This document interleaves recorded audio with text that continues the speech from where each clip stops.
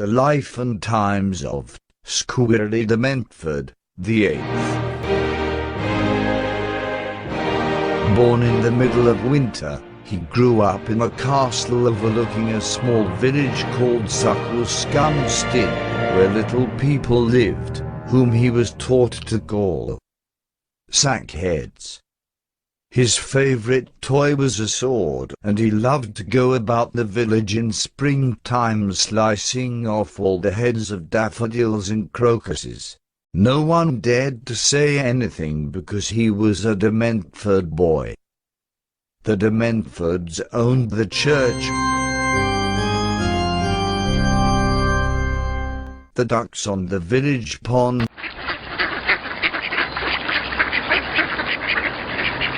in the memorial park where stood a very large statue of Dementford I, mounted on a stallion, wearing a uniform similar to the uniform he wore as head of slaughterhouse at the school he attended back in 1440. Birds that dared to poo on the statue were electrocuted by the Right Honourable Sir Vile Toad, who served the Queen and all her faithful semi-toads.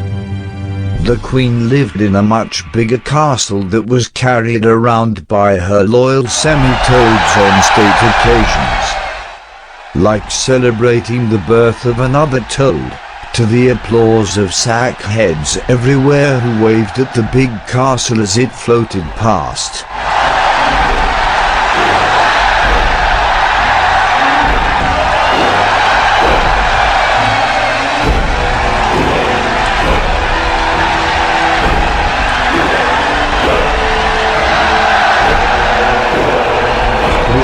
Attended the family school and achieved great results both in sport and learning. He too became the captain of slaughterhouse like his forebearers, ensuring that all the other 11 houses in the school never won any trophies by beating them at everything including stuff-upping. Stuff-upping was his favorite sport, and each year he proudly brought home a large trophy on the back of sackheads in the village because it was so big.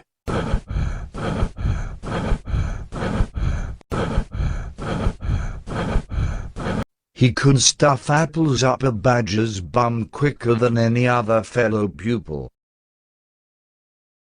Competition between houses in schools was encouraged by the Ministry of Snob-a-lot as the most effective way to develop a toad's character and create a strong bond between winners.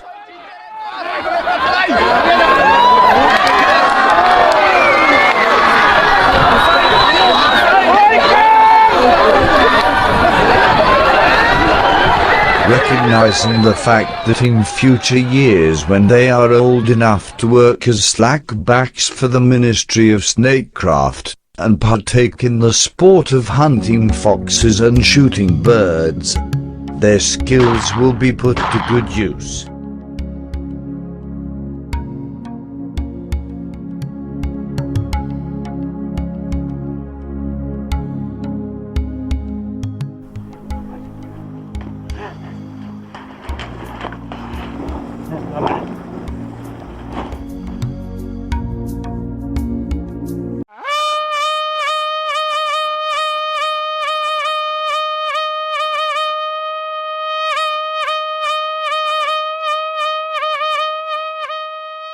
The crest worn by members of Slaughterhouse consisted of a mallet, idling over the top of a sackhead, with a garden fork aimed at his bum, and embellished with the Latin phrase quack rumpenda sunt bumtum. On the first Wednesday of each month, in spring and autumn, it was a custom in Squirrely to parade all the little girls around the village green, so that young Dementford could point out which ones were the most ugly.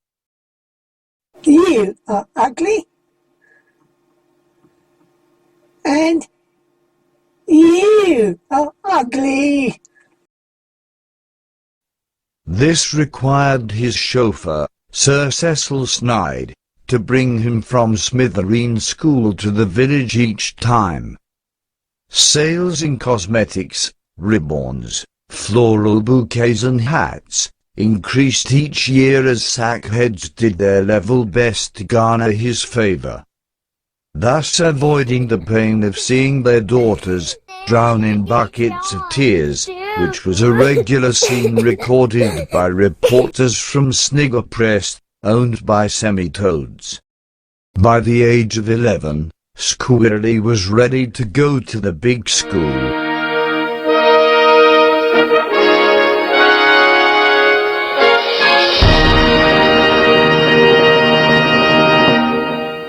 Far away from home, and mingle with other insufferable superiors like himself.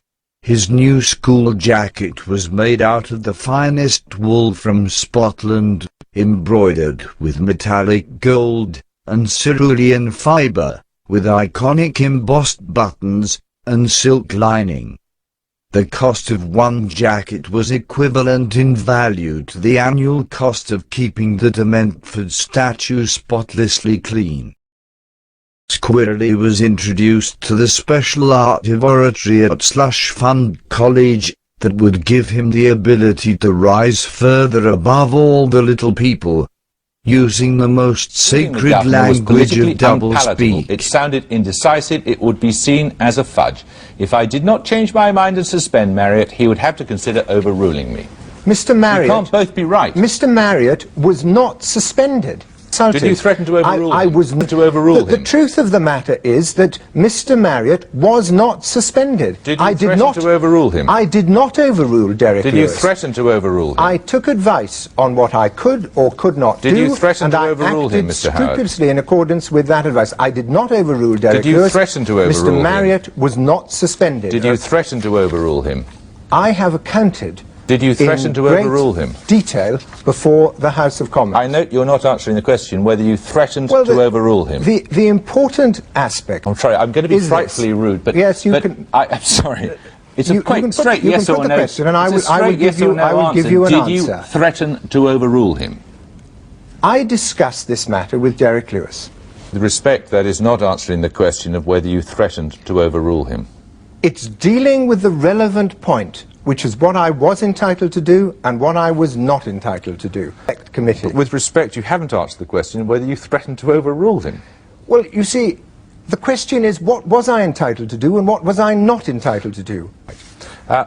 We'll leave that aspect there and move on. He became adept at saying all the right and noble things in the college debating society. Society in which artificial barriers to fulfillment and achievement are unheard of. A society in which a man may begin his life as a rail splitter and end it as president. A society in which all men are free in every sense of the word. Free to live where they choose, free to work where they choose. Equal in the eyes of the law and every public authority, and equal in the eyes of their fellows. A society, in fact, in which intolerance and prejudice... In the next chapter, we will chart the course of Squirrely's progress at Slush Fund College. The preparation and programming of a willing spirit, to submit every atom of his soul, to the wizardry and oily ways of snakecraft.